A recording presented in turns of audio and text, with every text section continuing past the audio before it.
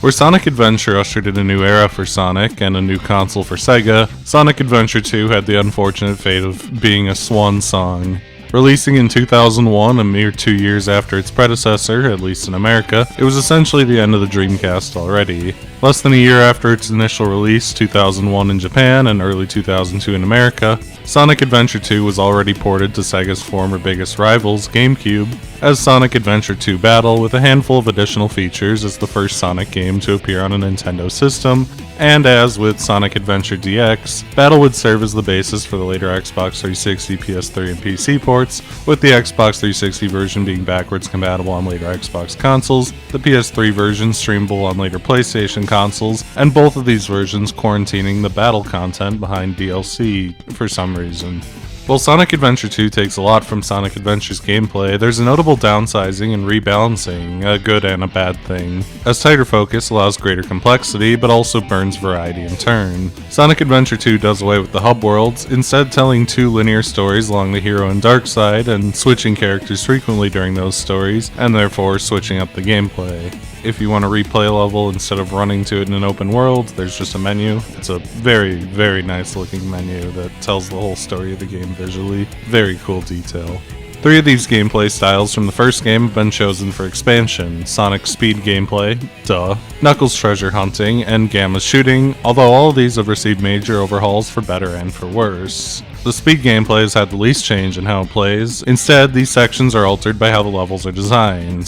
The 2 big changes of actual note gameplay-wise are the severe nerfing the spin dash received, which is fair but feels like a pointed attack on the freedom of movement and expression the original game offered, and that the Lightspeed dash, given as an upgrade very early on in both campaigns, is actually a functional tool that's utilized often as it has become a contextual action, letting it contribute to the flow more efficiently. There are a handful of new moves added via upgrades as well. The bounce is probably the most notable of these, as it's not optional, and allows Sonic to gain verticality by bouncing along the ground repeatedly, which allows levels to get more vertical in a way they typically weren't in the last, or if they were, they'd just be sections where you jump upwards, even if it is still a bit situational. While the others are fairly passive upgrades, like the flame ring that lets Sonic break metal boxes, or the optional ones which are mostly used for the rank missions, and one of which is the ability to throw enemies at each other for some reason. I don't think I've ever utilized that ability, ever.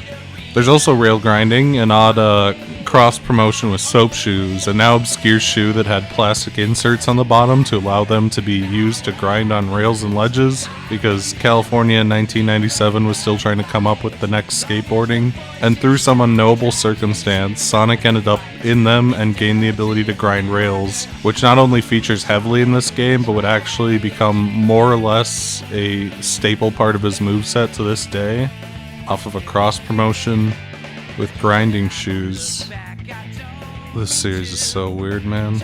Rail grinding is a rather simple affair. While on them, you're magnetized and can crouch to go faster, and lean, primarily to lean into curves to maintain your speed, but also to jump rail to rail, which works sometimes. The rail-based levels are kinda hell to me, not gonna lie. I've never really been able to figure out the rail switching mechanic, and I always feel like I'm trying to switch rails and jump straight up and have to reposition myself to not die instantly. The rails also perhaps hint at what I meant by a change in how the levels are made, as a rail is a one-way street. In general, these levels are extremely rigid and linear, and in conjunction with the nerf to spin dashing, it means that these levels are less freeing and breakable, and more so designed intended experiences. Sonic Adventure 2 has lost a core element of why I love Sonic Adventure, that freeing speed, the flexibility. However, the levels here are strong in other elements. The sharper focus largely goes towards spectacle, and I mean, yeah, they nailed it. Undeniably, there's an endless slew of badass set pieces just back to back to back to back. Snowboarding down a San Francisco street, crossing a collapsing Golden Gate Bridge, space. You kinda get it all. It also makes alternate paths a bit easier to incorporate, with upper and lower paths based on skill, or paths exclusive to unlockable abilities that open other side paths and possibilities up. And it's not like the spectacle ever wrestles control from you or kills the pace. It's all utilized to create more interesting gimmicks and obstacles to play around that separate levels by how they play more so than how breakable they are. I do prefer Sonic Adventure's approach, don't get me wrong. I wish they would have let us go wild one more time, but Sonic Adventure 2 aims for something very different and does it quite well. The biggest problem is, well, these levels took a lot to make to be the shortest ones, even if longer than Sonic Adventures, so they simply, didn't. Of the 31 stages in the game, 10 are speed stages, which seems fair on paper, but also means that the primary gameplay style takes up not even a third of the game, and significantly less in playtime, as the other two methods of play take much longer to complete. And those other two styles are, something. Before I get to those, I would like to point out the alternate missions for each level though, which functionally works like the system in the first game, but slightly better rounded out. After the story playthrough, there are 4 additional missions, which is a bit much. The first being to collect 100 rings as quickly as possible, the second being to find a Chao hidden in the level, which requires collecting an optional upgrade called the Mystic Melody in most levels that opens up secret shortcuts. The third is Time Attack, of course, and the final is a hard mode run, which sometimes changes bits and pieces in the level in fun ways, like making platforming sections a little tighter, but pretty often boils down to throwing a bunch of enemies all over the place and calling it a day. Completing each stage 5 times is also an immense ask, obviously, and as before, the 100 rings and Time Attack could have just been available to earn with the initial run, since those are 2 that you're probably going to bump into on accident at least some of the time. But I do think the additional 2 changing how you approach the stage is a fairly cool addition. Treasure hunting is largely the same as it was before, although thankfully the hunts in this game have unique stages, which allows them to have verticality actually built for Knuckles, as well as gimmicks that make exploring and getting around more interesting. In most regards, the treasure hunts haven't changed. The ability to dig is granted earlier, and adds a cool dive while flying through the air that can be used offensively or just to go down really fast. But all the other upgrades are pretty simple stuff, like sunglasses to see some invisible platforms and items, and the ability to break metal crates, which is just used to get around in some of the later levels. The big problem is that 2 major changes have heavily damaged how fun the treasure hunts can be. Both of these changes made to address how short and easy the stages were in the prior game.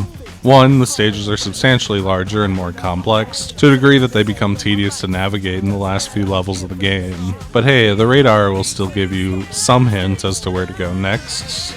Well, the radar can now only track 1 emerald at a time, and won't begin tracking the next until the first has been collected. Had one or the other of these changes been implemented, it probably would have been great. The original radar would reward you for exploring these larger levels, letting you find at least something as you travel place to place, while smaller stages could use the worst radar, as it prevents you from seeing everything instantly, with the former being preferable in my opinion.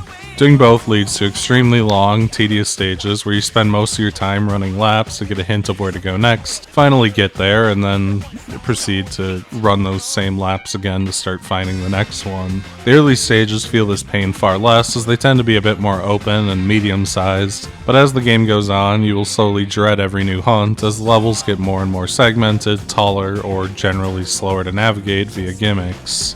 I'd say half of the hunts in this game are fine, and about half of them are painful, which is not a great ratio. The tedium really stacks hard as this game comes to an end. Speaking of tedium, Gamma's gameplay has been given to Tails and Eggman in mech suits, and has seen the most drastic redesigns in the gameplay front. At its core, it remains the same, sans the time limit being gone, but has gone from a speedy run-and-gun shooter to a much weightier, slower one, focused on the same elements, but with a much more measured playstyle. Levels are substantially longer, feature more platforming enabled by the hover, which would be cool if touching a wall while hovering didn't spike you for some reason, and they take up a majority of the runtime of the game for their slow pace. The mech characters are generally sluggish, turning around feels awful, moving is slow, even when you're floating with the hover, it's slow. The only thing that isn't is targeting enemies to shoot, but even then, the shrill piercing noise it makes when you're trying to target things kinda dissuades me from wanting to play it at all. It's not to say I outright hate these segments, not really. I think a lot of the best story segments are tied to these parts, and as you learn to wrangle it, there's times where it slips into being exciting, ironically towards the end more so than towards the start, unlike the other 2 characters. It's just not good enough to be a third of the game, and doesn't play with speed in an interesting way as Gamma had when this was his style. So we got 1/3 good, assuming every speed stage is good, and they aren't. 1/6 decent but flawed, and 1/6 tedious, and 1/3 laborious. Wait, hold on, I like this game. How the fuck can the ratios be this bad? Well, one solid reason to like this game is the everything else. Sonic Adventure 2 has the best soundtrack of all time. I mean, I don't really know what to say beyond that. City Escape, Live and Learn, It Doesn't Matter, Metal Harbor, Green Forest, Pumpkin Hill, Cosmic Wall. I'm just naming every fucking stage at this point. You have a whole Crush 40 soundtrack here. It's like 70% Offspring and 30% surprisingly good instrumental themes of electric guitars and loud drums. The game is a full-blown sing-along for the type of people who separate their M&Ms by color, with an endless list of iconic jams that have transcended everything else this game is and isn't. This game is also a shocking step up from Sonic Adventure 2 in looks, even only 2 years out. The game looks like it was made for a whole different generation, and yeah, Battle adds a little bit of detail and touches up the models some, but this version of the game had a very moderate amount of polish compared to the sledgehammer that was DX. Levels are substantially longer on top of being more varied, with an interesting theming around a fictionalized version of San Francisco. City Escape, the game's most iconic level, is a rush down the slanted streets of the city, intercut with parks, runs down buildings, and a semi-truck chase, and from there, the game goes all over the place. The pyramids in Egypt, repurposed by Eggman into a futuristic base, a Halloween-themed canyon, a series of aircraft carriers, a giant space station, and rides along rails outside in outer space, a fictionalized version of the Golden Gate Bridge getting destroyed by the military. The game goes across a huge variety of finely detailed levels and never even gives you the chance to grow tired of them, visually anyway.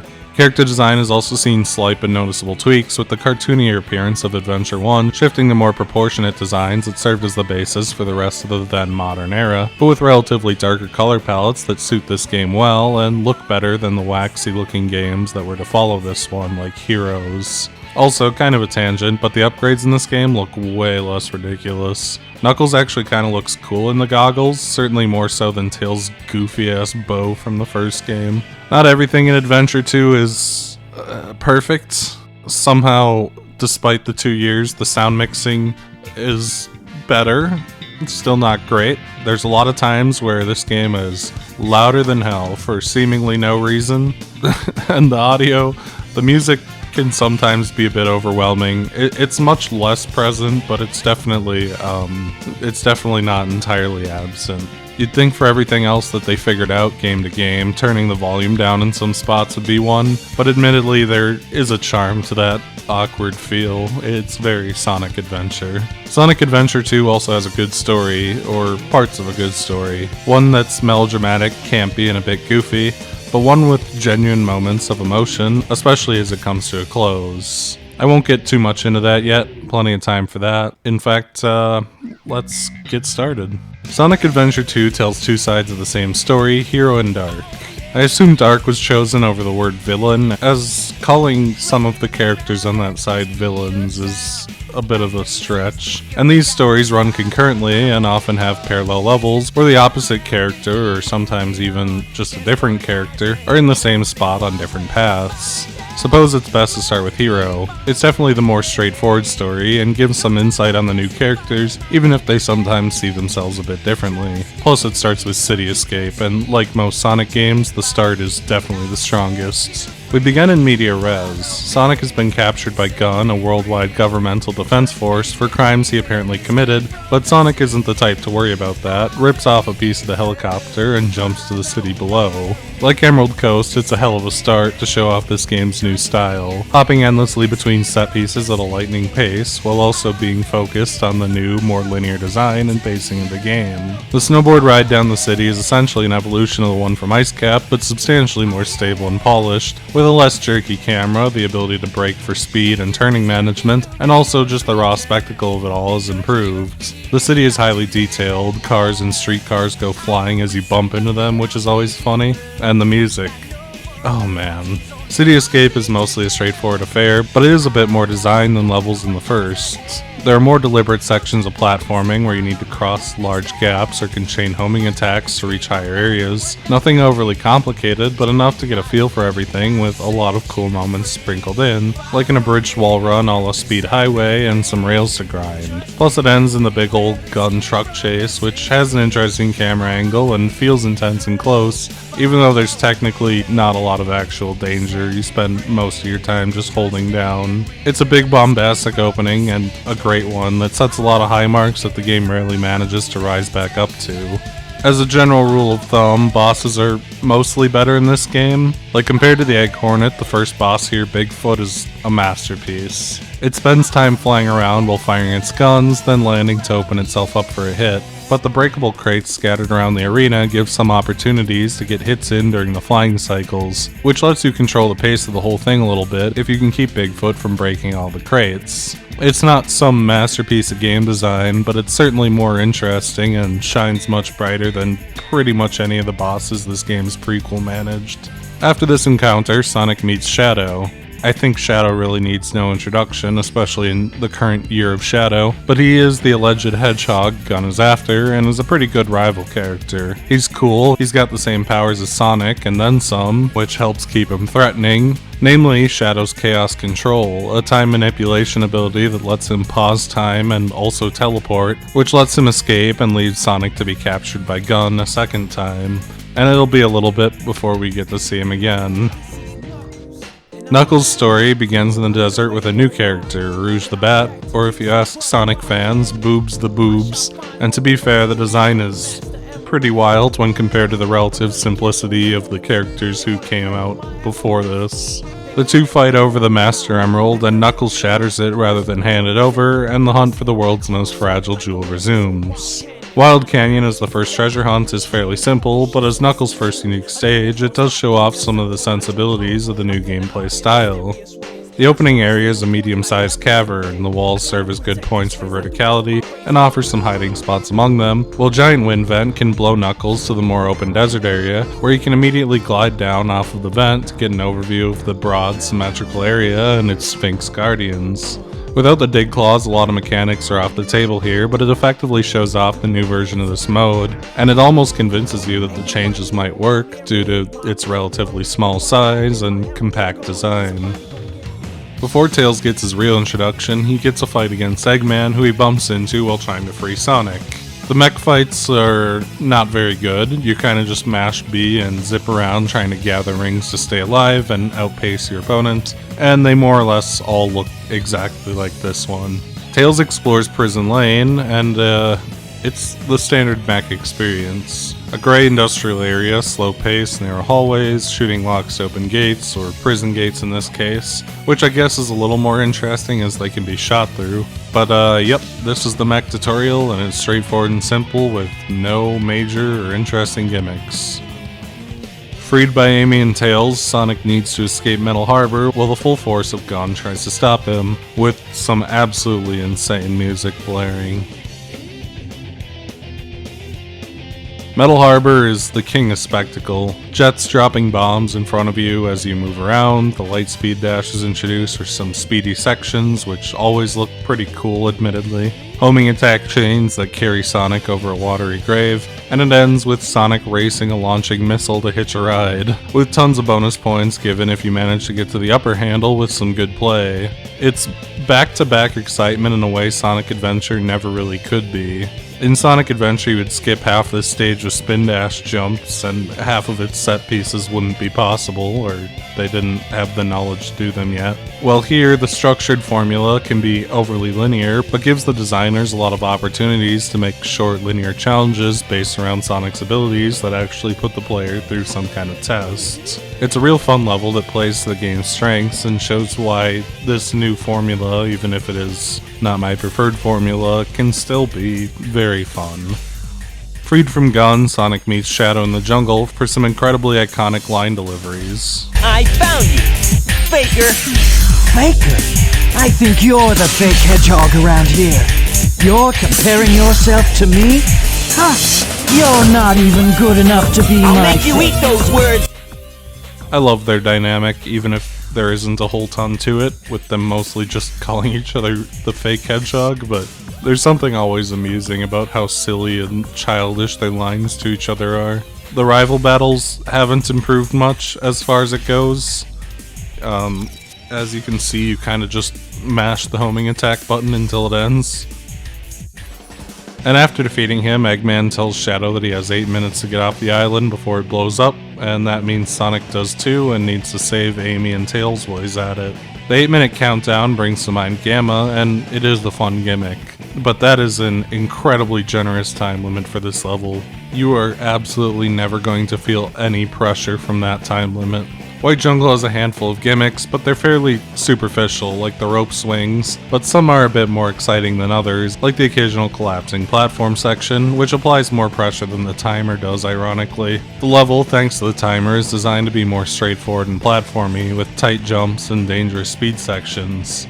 It's one of those things that's a bit unexciting to talk about, because it's like, oh, there's a quarter pipe and you have to run around it and be kind of careful not to fall off, and there's a short platforming segment that's not too intense, but it is relatively tight, and you do have, at least in the back of your mind, some amount of need to go through it quickly because of the timer. But it is a fun send-off for Sonic for the time being, as we have a lot of other styles to kill time before we get to see him again. Aw, hell yeah, Pumpkin Hill. Knuckles has completed his transition into the Black Sonic character, and we get some killer music here, plus theming too. It's not like it's a secret that I love Halloween, so a Halloween mountain covered in spooky trains, ghosts, a tiny church, and jack-o'-lanterns is really all I could ever want. Gimmicks are fairly light, namely just activating switches near the train tracks to move the train around other areas to open up a few spots that you need to reach, and the broad horizontal openness of the level means that the changes to the haunts still aren't that bad. One clever little trick that this level pulls is that one emerald in this stage always spawns underground, which ensures that Knuckles needs to find and use the shovel claw in order to make progress. And yes, Knuckles is once again just doing his own thing unbothered by everyone else's goings-ons. That's our boy. After escaping the exploding prison island, Eggman broadcasts his plan to the world. He's turned the Space Colony Arc into a super laser, and to prove it works, he blows up half the moon.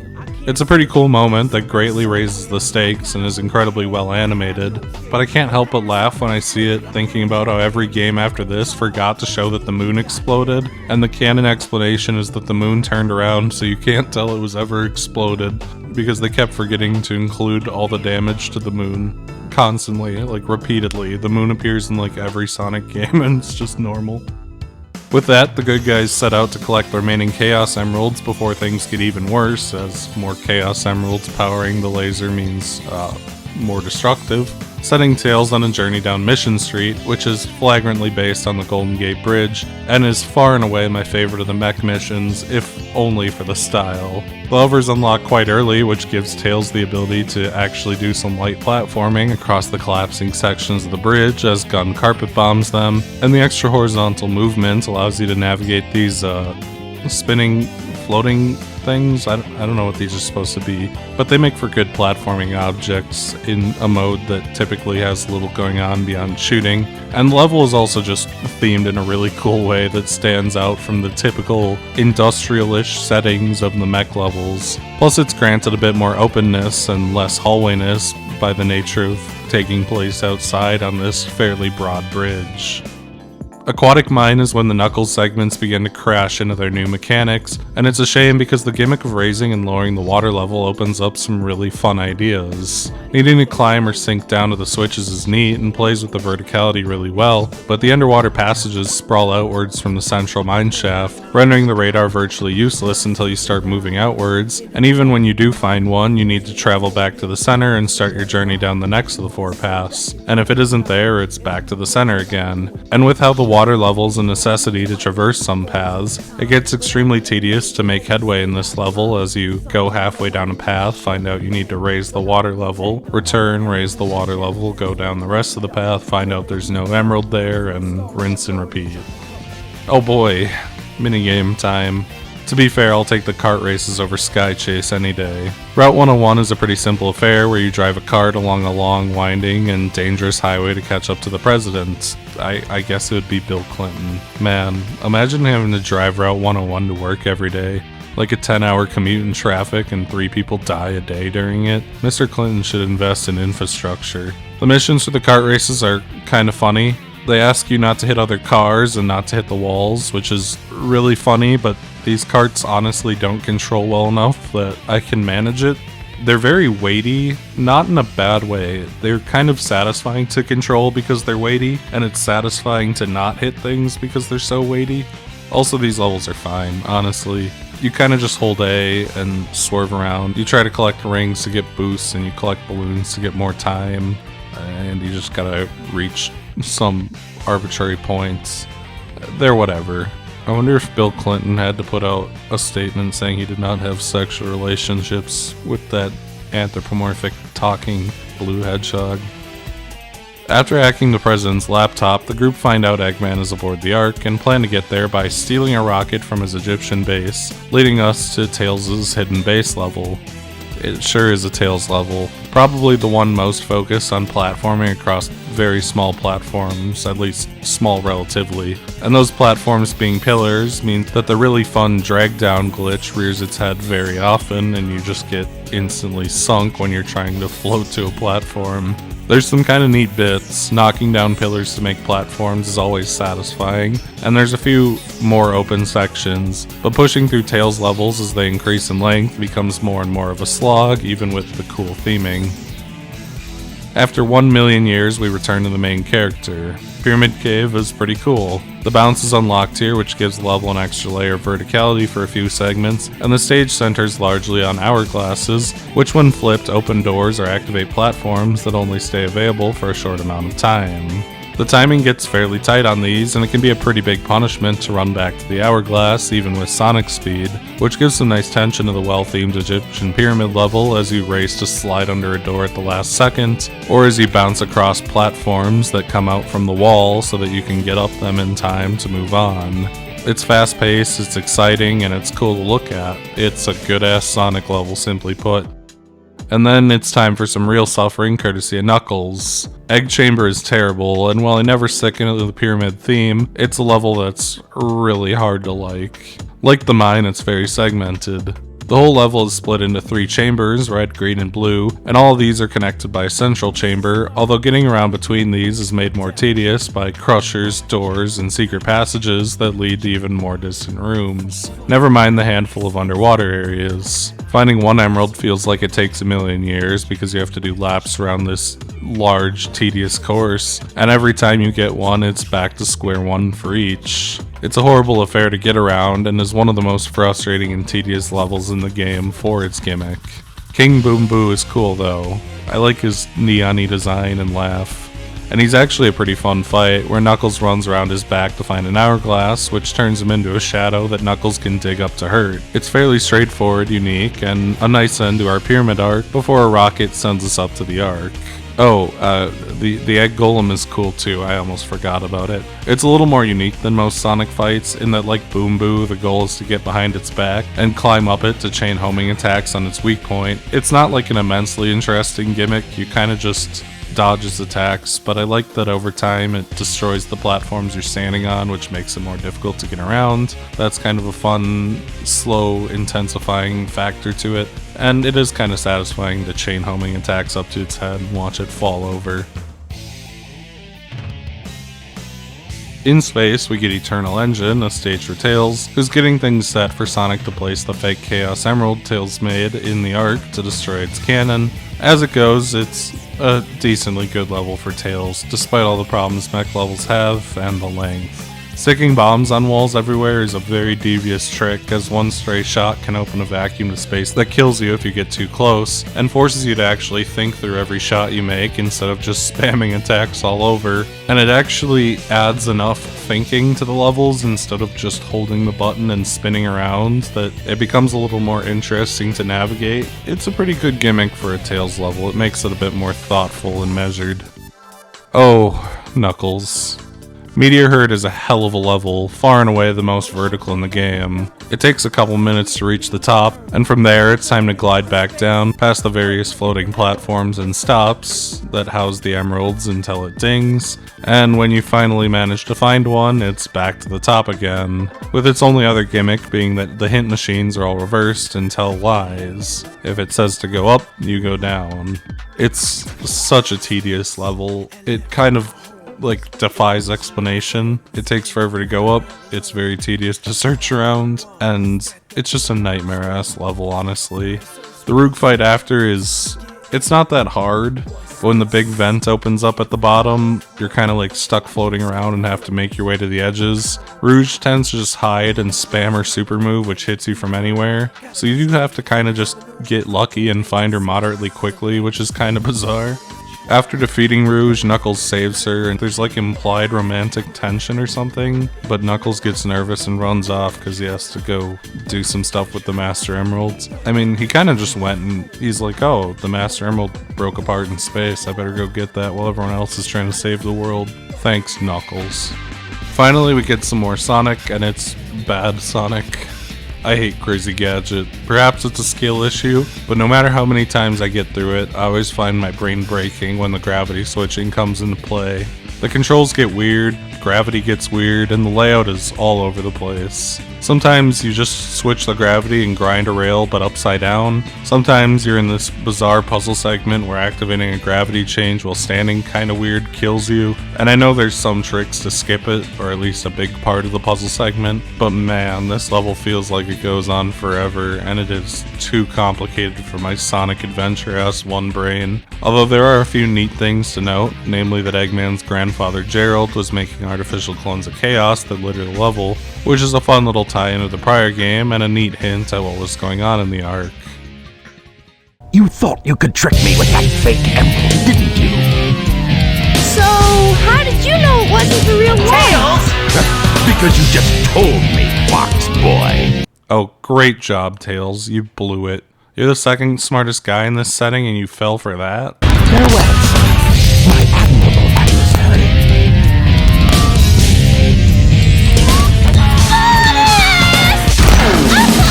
Oh, damn, guess Sonic is dead. Well, that's a bummer. Thanks a fucking lot, Tails. In all seriousness, it's a pretty great scene. It's a pretty clever mind game on Tails, and the payoff is genuinely pretty shocking if you aren't old enough to know Sonic can't die.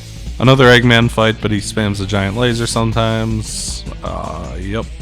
Back to the good stuff. Sonic obviously isn't dead, using the fake emerald to power his chaos control and escape. It's a bit bullshitty, but the power of friendship repowered the emeralds in Sonic Adventure, so I can kinda buy it for being such a cool scene. Final Rail is the big finale, and its name gives away the game. Rails, jumping between rails barely works, rails, weird physics, trying to land on rails. This level is incredible to watch speedruns of, because there are a lot of like genuinely cool tricks in this level, and it's one that I also kind of hate playing. It's long, difficult, and uses a mechanic I don't really like, plus the platforming gauntlet in the middle of it is a bit of a nightmare. It's an undeniably cool level, the spectacle is crazy, grinding rails through space, the orange and blue color palette all over the place, the loops and jumps. Unlike Crazy Gadget, I don't hate Final Rail, I just don't usually have fun going through it because the rails are kind of awkward to control and I guess I just was never able to get the hang of it properly. Then we finally end the hero mode with a battle against Shadow, this one on the move, racing down an endless track as the platforms behind you fall into space. It's iconic, as is the music, and it can actually be a little more interesting and difficult than the other one. It's basically the same idea where you have to catch up to Shadow and then either roll into him or homing attack him, although he usually blocks the homing attacks. But Shadow has a lot of attacks to spam that can be kind of nasty, especially his chaos control, which you have to like stop to bait and then quickly start moving again to dodge. It's a great finale, honestly. Like, as far as fights go, it's not the best boss fight in this game, but it has enough spectacle and it's solid enough that you're kind of able to just be like, oh, that was kind of neat. And with that, Sonic disables the Eclipse Cannon and we can go back to the start for the Dark Guys. It's not much of an ending because, like in the previous game, spoilers, there is a final story that actually wraps up the story and also kind of exposition dumps about a lot of stuff that's not in either campaign. We'll get to that. The Dark story definitely has its own flavor, in part because the characters are less straightforward, have their own plans separate from each other, and for Shadow and Rouge are new characters we need to get to know. One thing definitely worth addressing is how bad Shadow gets shafted. Sonic didn't have enough stages, but at least he felt pretty even with everyone else. Shadow gets 4. It's a pretty rough lot. The dark story begins with an Eggman level, Iron Gate, which like Tails' Prison Lane, takes place on Prison Island, albeit much earlier before the hero story even starts, as this is where Gunn holds last of Gerald Robotnik, Eggman's grandfather's work, namely Project Shadow. Iron Gate is a fairly simple tutorial for Eggman, although his focus on getting to the lower levels gives it a few kinda neat elevator segments, but pre-glide it's a fairly simple intro. Immediately upon being woken up by Eggman, Shadow, lacking memories of how he got there, is forced to fight Hotshot, which is about 95% the same as Bigfoot, but also has a laser it shoots sometimes, and has the same tricks to kill it quicker. It was a fine boss then, it's a fine boss now. In general, the dark story kind of plays with the same ideas as most of the levels in the hero mode, but they do tend to be very moderately more difficult. I wouldn't even say it's a significant bump up, it's not like dark is a hard mode, just that the levels tend to be slightly more advanced because they're under the assumption that you played the hero mode first. Elsewhere, we see the other side of Knuckles' feud as we see what Rouge is up to after the Master Emerald was shattered, going to Wild Canyon's counterpart, Dry Lagoon. I quite like the stage theme, it's got a lot of the same elements, but with a twist. The oasis and palm trees being the most obvious, but the turtles are really cute too. It's not quite as clean as the canyon, primarily because the turtles can be ridden to a secondary area that can make a few emeralds hard to track, but it's still a fairly well-sized area that doesn't suffer as later Rouge levels will. Sick of Knuckles and Rouge's antics, Eggman goes back to his pyramid base through Sand Ocean, the counterpart to Tails' hidden base. Like I said before, the dark levels are slightly harder versions of their hero counterparts, but share similar gimmicks, here mostly with the falling pillars as platforms, but with some additional moving platforms for challenge. It's also notable that at this point Eggman still does not have the glide, which Tails did in his version of this level, which does mix it up a little bit, but mostly by just being more limited in how interesting they can make gaps. The Egypt and night theming is very nice, it gives it a very distant, ominous, but pretty vibe, but we're still in pretty simple Eggman territory. And after all of that, we finally get a Shadow level. Radical Highway, funny enough, is a take on Tails' stage Mission Street, and we learn a little bit about Shadow here, as he steals a Chaos Emerald as part of his plan to get revenge on all of humanity, which is what eventually leads to Sonic's arrest before City Escape. As with Tails' version, we gotta run across the fake Golden Gate Bridge as military forces swarm and destroy sections. There's no real gimmicks, but it's such a visually cool, fast-paced stage, and it's also nice to see some Shadow before the everything else comes back for quite a while. We finally do get to see a bit of what Rouge is up to in the next chapter. She's a spy for the president, Bill Clinton, who's currently working on discovering what Eggman's new plan is for Gunn, but she's also a jewel thief who gets a bit carried away for Shiny, which is a really nice spot for her character, as her proximity to Eggman and need to subtly sabotage him is an added source of tension, and also gives the heroes opportunities to succeed that they otherwise wouldn't have.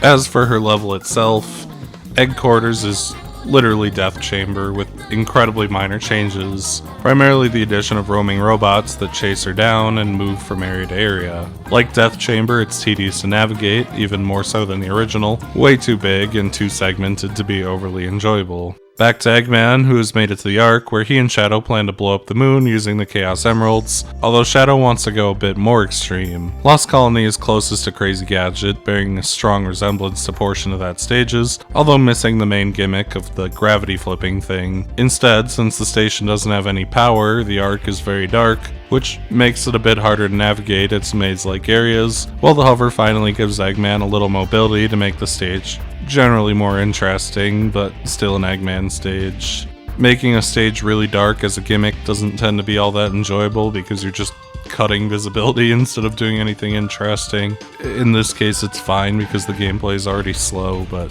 oh boy. Eggman again so quickly, you spoil me. The dark group hear that Gunn is holding 3 Chaos Emeralds on Prison Island and make their way over. In Weapons Bed, Eggman serves as the distraction, smashing up the carriers in a mech version of Metal Harbor, where you get to decimate 30 robots in one shot, which is kinda satisfying.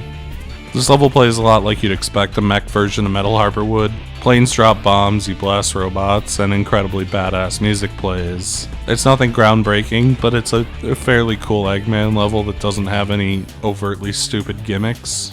We finally get a boss here too. It's Ben Age's. Oh, never mind, it's Tails. Okay. Please God, let me see Shadow again. Security Hall is a Rouge level taking place in Gun's vault where they're storing 3 Chaos Emeralds. All in one place, huh? Making it real easy for these guys. With Eggman's bomb set to go off, Rouge only has 5 minutes to track down the 3 emeralds inside the 3-story vault. It's a fairly open area, which would be nice, but it also has a very tedious gimmick where switches are used to open up the vaults before they can be dug into, forcing you to run back and forth several times even after knowing where an emerald is, which kinda artificially ratchets up the tension of the time limit in an annoying way. Before getting away with the emeralds, Rouge has to fight Flying Dog. It's just Bigfoot and Hot Chao without legs, which isn't a massive problem for Rouge since she can just climb the walls in the arena and glide into it. It's a bit of a funny twist on the boss, especially because you control the pace entirely unlike with the hedgehogs, but on the 3rd battle with the same boss it does get a bit stale. Oh, finally, Shadow. Cool.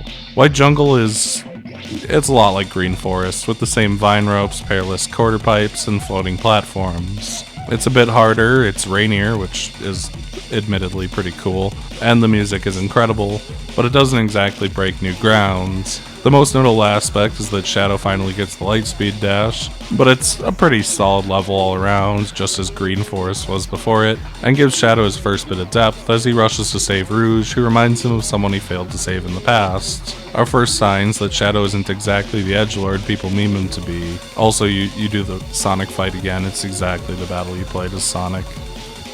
We then kind of abruptly get to the minigame section.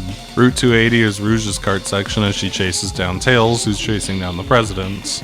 It's a harder version of Route 101 with more gaps and jumps, and like 101, it's a completely fine distraction. Jesus Christ, Bill, get your infrastructure figured out. Skyrail is one of Shadow's more interesting levels. It appears to take place at or near Pumpkin Hill, with a very similar layout, but obviously centering on the rail thing like Sonic's Final Rush. I don't really like that level, but Skyrail kinda owns. The rail stuff is much less prominent and finicky, because for the most part you don't have to switch rails all that often. There's a couple segments where you do, but they're more a method to get around to various little platforming challenges, namely ones that are pretty vertical because of like the fact that it's a bunch of, I don't know what you would call these little mountainy things. There's a couple other gimmicks thrown into, like propeller platforms that rise when homing attacked, and it's just a cool level to tide you over until Shadow comes back for the finale. Apparently Sonic's defeat of the Egg Golem also really pissed it off, so much so that it fights Eggman immediately after for a contrived boss to fill time to hit a quota.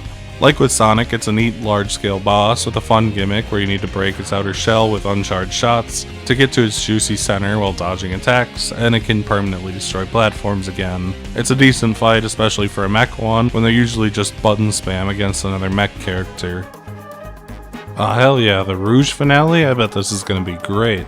Oh, Mad Space is just more Meteor Herd, but this time with some small planetoids to walk around. The round gravity objects were a bit ahead of their time, greatly resembling those in Mario Galaxy, just jankier and more awkward, which is a neat trick I guess, but they certainly don't help the accusations of tediously going up and down 9 times. Then you fight Knuckles, he saves Rouge, and she says, yeah, I gave Eggman and Shadow the emeralds, they need to destroy the worlds, but enough is enough, I'm out of here. Much like a real world government agent, she gave the bad guys weapons, did nothing about it, and dipped. There's some incredible political commentary in this game if nothing else.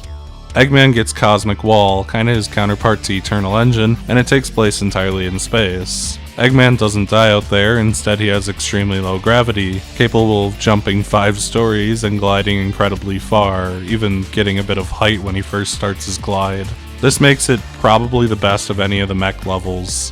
Like the other 2 characters, you finally get some real freedom of movement, and in a uniquely vertical way. There's some annoying and clunky sections, especially given the hover wall glitch, but Eggman has some real versatility here, moves like nobody else gets to, and can rack up really huge combos because of the amount of enemies here, which is satisfying as hell. It's just a shame that it took until the last one to get here and finally give the mech characters a fun movement mechanic of their own. Holy shit, I can't believe Sonic is dead.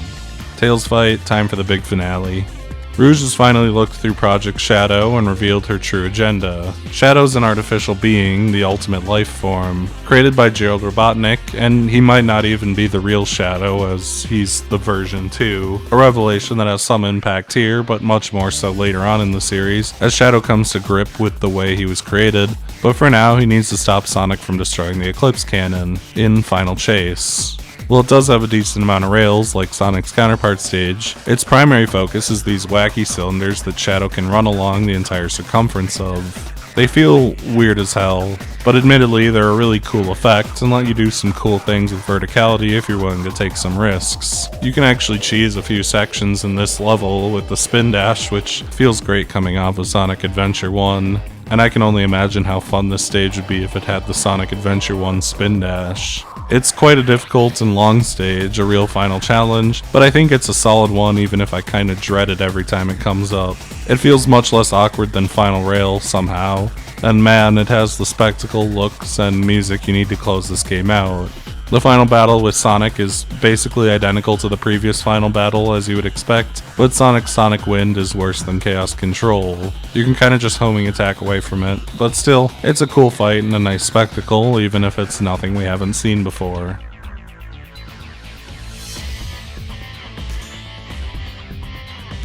Well, that doesn't wrap up everything, does it? The last story is now unlocked and the plot finally comes to a head. Eggman installs the Emerald, and Gerald's master postmortem plan goes into action. The Ark is now falling from space and will destroy the world in a few minutes, and even Eggman is a touch concerned about that.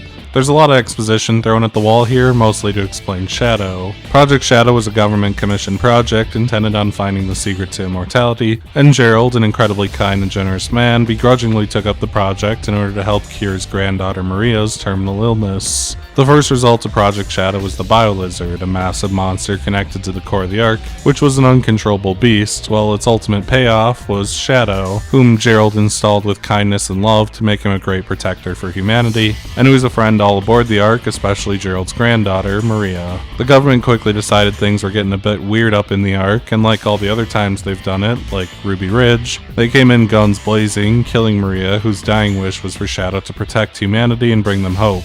However, years on Prison Island drove Gerald insane, and he began to reform Shadow as a tool for his revenge, to destroy the Earth and all the people who had destroyed his life. It's pretty intense, and it's told in a very serious way. There's no joking or silliness about this, and reframes a lot of who Shadow is. Initially uncaring about the fate of humanity due to his loss, Shadow finally cracks and remembers his promise to Maria when Amy tells him that people don't deserve to die, and he begins to let go of that loss, move on, and forgive humanity for the objectively terrible things that happened to him, reshaping him into the hero he was meant to be.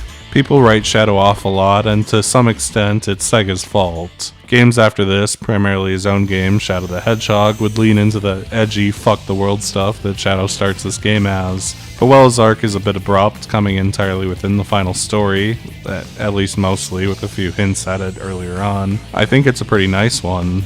Shadow isn't evil as Eggman is. He's a guy, a hedgehog, who suffered horribly and lashed out at the world for it, but that loss also drives him to make the world a better place, to accept new friends, and to grow. This is still a kid's game, it's relatively simple stuff, but it's a strikingly mature character arc and story for Shadow that is well told, acted, and scored despite this game's persistently odd audio quality. Oh, and also, the Master Emerald is finally useful to counter the power of the Ark's reactor, so upon Knuckles I grant the medal of not entirely irrelevant this time. Anyway, despite all my blabbing about story stuff, the finale is two bosses, neither are very good. The Bio-Lizard is a battle for Shadow, and it's not terrible, just kinda long and janky, much like the final levels of both stories. The Bio-Lizard is attached to the Ark and primarily attacks by rotating around its circular arena, trying to bump into Shadow and sometimes shooting lasers, and after doing so, Shadow gets a brief chance to grind the rail along its neck to reach life support on its back for a hit, which is sometimes easier said than done, as the homing attack targeting can be a bit odd. Also, it's possible to cheese most of this fight by repeatedly homing attacking off the side of the Bio-Lizard, just bouncing up to its core, which is probably not intended, but very funny. The final stage of the fight is also kind of fun, as the bio-lizard lowers the gravity in the room and Shadow needs to dance through a bunch of spinning eggs to reach it for the final hit. It's a cool trick and some nice spectacle, I can't lie. With the bio-lizard defeated, the arc stops falling, but the bio-lizard somehow fuses itself with the arc in a desperate attempt to continue living, which causes it to continue falling down to the earth, becoming the final hazard, the obligatory Supersonic and Super Shadow boss battle. It's a mess, as the Supersonic fights almost always tend to be. The super forms are on a constant countdown, and you need to quickly dash past an increasingly erratic set of lasers and walls of eggs to hit small weak points that appear on the final hazard, which feels like a crapshoot due to how awkward and fast its attacks are. Sometimes you just lose and it usually doesn't feel fair, especially when you get hit by one laser and get thrown backwards, and then immediately you get hit by a second one and it like stun locks you to the back of the stage. And at that point, there's just nothing you can do. You're not going to be able to reach the other side in time. You can really only push ahead, hoping to get to the next character switch to push on a little longer, as switching characters does restore your ring count. For how much it actually sucks to play though, holy shit, is it the coolest thing ever.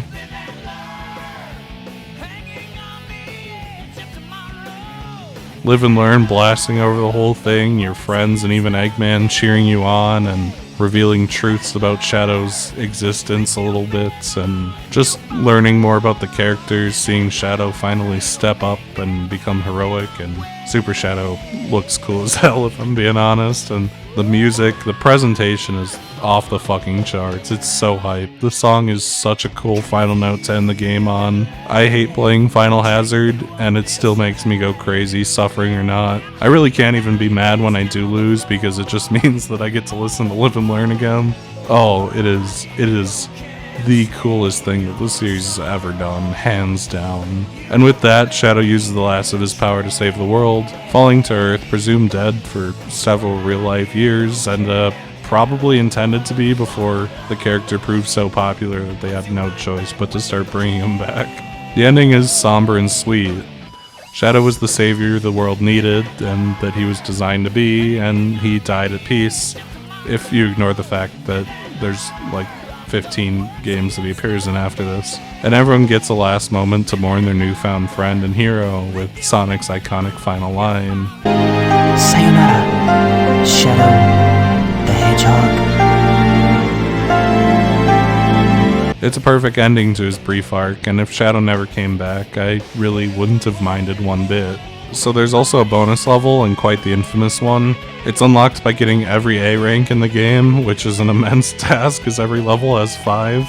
That means you have to play at least 150 levels, and also play them well enough to get A ranks, which you're probably not going to do on your first time on a lot of the levels. A pretty one-for-one recreation of Green Hill Zone Act 1 from the original game in a 3D form, and it's a very, very cool bonus I will never play. The style is pretty impeccable, as is the attention to capturing the layout, and given how the adventure never really got its own nostalgia game, it's a real treat for all the effort it takes to see, if it is a bit simple and short. The level itself only takes maybe a minute to get through, and there's not anything really crazy going on, although it does recreate like all the alternate paths in the game and has all the little set pieces. It's a really nice tribute to the original game for the series' 10-ish year anniversary. As with the first game, Sonic Adventure 2 Battle's big side mode is the Chao Garden, and this version is essentially definitive. The garden itself is nicer looking, and plenty of new features have been added. Chao are now influenced by the characters who interact with him. When played with as Sonic, Tails, and Knuckles, they slowly grow into angelic good Chao, while Shadow, Eggman, and Rouge corrupt them into demonic dark Chao. And holy shit, both are adorable, and doing so even unlocks some additional gardens, a heavenly lake, and a hellish river of unidentified red liquid, which just adds even more to the Chao customization, especially as they can also be raised to resemble Sonic, Tails, Knuckles, and Knights into Dreams, and there are some optional headgear items that you can give them to wear, like cardboard boxes and eggshells. As opposed to the little critters Sonic and friends can pick up, the dark characters collect Chaos Drives, which don't modify a Chao's appearance, and boost their stats a little more strongly, but also reduce another stat when used, which makes them an interesting option for improving Chao, although animals tend to be better overall since you're not putting yourself into a stat deficit. And also, there is now a shop in the black market, which can be used to acquire rare fruit, eggs, and accessories for the Chao to wear, and Chao toys. In addition to the races, Chao can also participate in karate, an equally uninteractive game where you watch Chao hit each other. It's very cute. And it uses a slightly different set of stats than Chao races, which gives some incentive to not just build them into speed, flying, and swimming. The Chao stuff is still a pretty titanic grind, where in order to get the emblems for this mode, you're going to have to grind them up heavily and then breed them and grind them and breed them and play levels over and over again to get animals and drives, and it's still an absolutely massive time sink, but the increased options and interactivity definitely make it more interesting and appealing. Plus, each stage has 3 Chao keys that warp you to the Chao Garden after you complete the stage, and if you find multiple of these in the same stage, they'll also give you powerful and rare bonus items like legendary creatures like the Bone Dog and the Phoenix, which makes the journey to actually boost your guys way less tedious. Like the fact that you don't have to go back to the overworld and then physically run out to where the Chao Garden is to dump off your animals after every level, and you can just get warped there after the level, quickly dump everything, and then when you exit it immediately takes you to the next level. It expedites the process so much that it makes it actually worth it to go and check on your Chao between every level, even if eventually you're probably going to fall off of taking as good of care of them. The original version of Sonic Adventure 2 maintained the VMU stuff with a slightly improved minigame, Chao Adventure 2, which had a few additional points of interactions, although I don't own the original SA2, so use your imagination. I don't think there's any new minigames, they just made the walking part a little more interactive where you could make choices on which direction your Chao would go, and they added a couple extra battle minigames and stuff. Meanwhile, in Sonic Adventure 2 Battle, the tiny Chao Garden made its first appearance, as this game predated the release of DX, with a slightly more simple version that only had the memory game. I'm not going to go through all the hoops again to film this, just use your imagination. But like DX, the RAM version of Tiny Chao Garden is little more than a novelty, so unless you have Sonic Advance, you're probably not going to get a lot out of this. Although I will say, in general, the Chao Garden is kind of just a massive improvement over the prior version. There's so much more to do, there's so much more customization options, it's easier to get to, it's slightly faster even if it's still an immense grind, and there's an extra minigame. If you thought the Chao stuff sounded fun in the first game, you're gonna get way more out of it, although again, I'm absolutely not the Chao expert. Sonic Adventure 2's big new addition to the game was multiplayer, which is a surprisingly natural addition to the series, and which is where almost all of Battle's new content lies. I actually used to play the multiplayer a ton with my brother, and while simple, it's a pretty fun experience. Given the roster, this game is a bit slim, each mode pulls in a few characters in the first game, and everyone has some slightly different powers to mix things up a little. The main appeal is the action races through stages in the game as Sonic and Shadow, who have the widest range of abilities like the homing attack and spin dash, plus time stop, Sonic Wind, and chaos control, and a speed up move, which you get the ability to use after collecting a certain amount of rings, plus Amy, who's slower and doesn't jump as high, but gains access to her abilities faster, and Metal Sonic, who doesn't have any abilities outside of a shield to protect himself from other characters' attacks, but has the highest base speed by a pretty substantial amount.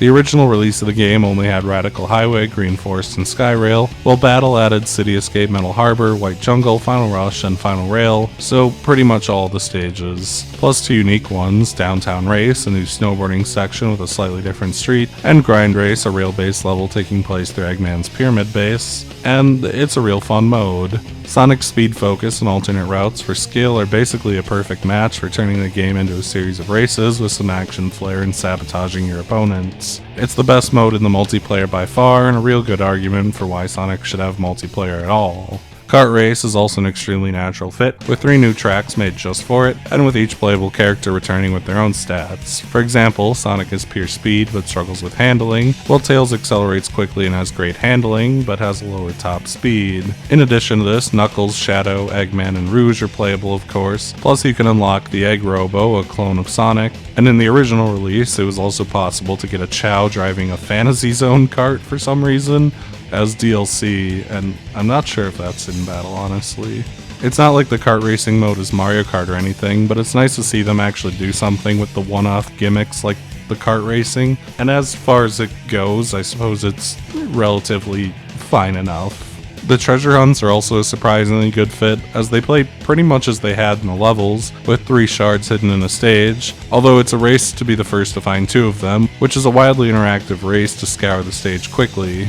Knuckles and Rouge are pretty much as they were in the main game, with a few new powers, a weaker one that can be used to knock enemies off walls, and a stronger one that mixes up the opponent's controls. Meanwhile, Tikal's faster, but her punches are weaker, as is her radar, which attacks emeralds from a shorter range, and her time stop ability lasts longer, and Chaos is much slower than the other characters, but he hits much harder, has an even longer time stop than Tikal, and is the only character in the mode who can breathe underwater, which is a nice bonus on a couple of the stages. The initial release only had Wild Canyon, Pumpkin Hill based, a Meteor Herd, but this would be rounded out in battle with pretty much everything else. Dry Lagoon, Egg Quarters, Security Hall, Death Chamber, and Mad Space, plus another 2 unique ones. Planet Quest, a very small stage that takes place on one of Mad Space's planetoids, and Pool Quest, which takes place in the flooded version of Aquatic Mind, with the Emerald Shard always being underwater. It's also a fun mode, a quick and dirty scramble to hunt down locations, screen peek your opponent's radar to narrow down some more, and brawl it out over them. It's actually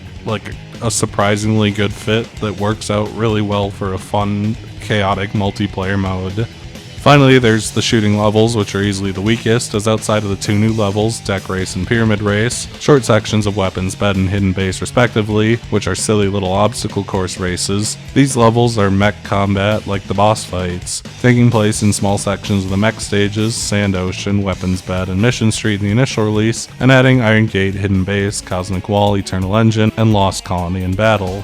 Tails and Eggman play as they had before, but with additional attacks like missiles and a Mega Laser, and are joined by Chao and a mech, who's much faster but weaker offensively and defensively, and Dark Chao, who's slower but bulkier and harder hitting, even with his special moves. There is an oddity here, as Dark Chao is a new addition to the roster in battle, replacing Big the Cat as a form of Big Erasure, perhaps due to his general unpopularity. The Erasure is present everywhere in the game, as almost every level in the original release had cameos from Big as he fished in increasingly ridiculous spots. Everywhere from being found sitting on the edge of a blimp in Radical Highway, to being on the Space Colony arc itself. With the recently released Shadow Generations even having a joke about Froggy leading him on his wacky adventure that we never get to see, despite the fact that Battle removed these cameos entirely, and it's kind of a shame because while they are kind of out of place for the serious story of this game, I think they're a cute little Easter egg, and most of them are out of the way enough that they're not distracting. The 2012 Xbox 360 PS3 version did add some of these cameos back, or most of them. Anyway, the mech battles are whatever. They're not the all-out chaotic races that otherwise make the multiplayer neat addition, which means they stand out as the most awkward inclusion, although I guess they kinda had to be there. Also, I guess you can do Chao races and karate in multiplayer if you really want to. It's kinda cute if you like share a save file with someone and raise your own Chaos, but it's kinda weird to have your own Chaos battle each other in the multiplayer mode with a friend, I guess. Sonic Adventure 2 battles a difficult egg to crack. There's some undeniable gameplay issues, and they permeate every aspect of the game. While Sonic didn't take up a majority of Adventure 1, the other gameplay styles were twists on his gameplay, mostly, where Sonic Adventure 2 works with styles that feel nothing like the core gameplay. The core Sonic gameplay is great, even if I miss the brokenness of his first 3D outing, and the move to linear levels allows them to be more tightly designed challenges, much stronger visually, and more challenging. However, it comes at the cost of the freedom and speed of its predecessor, and despite the massive highs, even Sonic and Shadow have some lows, with pretty frustrating late games. The treasure hunts are a straight downgrade, overcorrecting the ease of the prior game with tedium in the size of the levels and the greatly nerfed radar, but also the fact that the levels are unique and built around the treasure hunting characters is huge for making them distinct and interesting, and a better radar and a few better decisions in the more tedious levels would really go a long way. The mech levels are the hardest to defend. Rarely terrible, they tend to be plodding, long, and feel nothing like Sonic, and have no real interesting relation to speed, but even then have cool level themes and gimmicks from time to time, to the point that I can't really despise them. For every massive high, your Radical Highways, Pumpkin Hills, City Escapes, there's also a massive low. Death Chamber, the final bosses, most of the mech levels, and the game fluctuates between these highs and lows so rapidly it's almost dizzying. When Sonic Adventure 2 is good, it's the definitive Sonic, hands down. When it isn't, it hurts. And the nice new Chao Garden and admittedly fun multiplayer, a bit of a band-aid on a bullet wound. Despite my gripes with the gameplay, there is at least one place where Sonic Adventure 2 is nothing but a high. The presentation is absolutely top-notch. The soundtrack is fucking impeccable, god tier amazing. The story is surprisingly moving, full of twists and turns, complicated and mature, and every stage is a visual treat with endless level themes and ideas that give way to massive set pieces and spectacle moments, culminating in the incredible high of the final battle with Live and Learn backing it. When this game works, it absolutely fucking works. It's a game of highs and lows, and I think I love it. There's moments where, while not quite the raw joy of the first game, Sonic Adventure 2 manages to feel like the best game ever, and it's very difficult not to fall in love with it. Sometimes I dread returning to Sonic Adventure 2, sometimes even while I'm playing it, but every time it manages to reignite my love for it all over again, warts and all.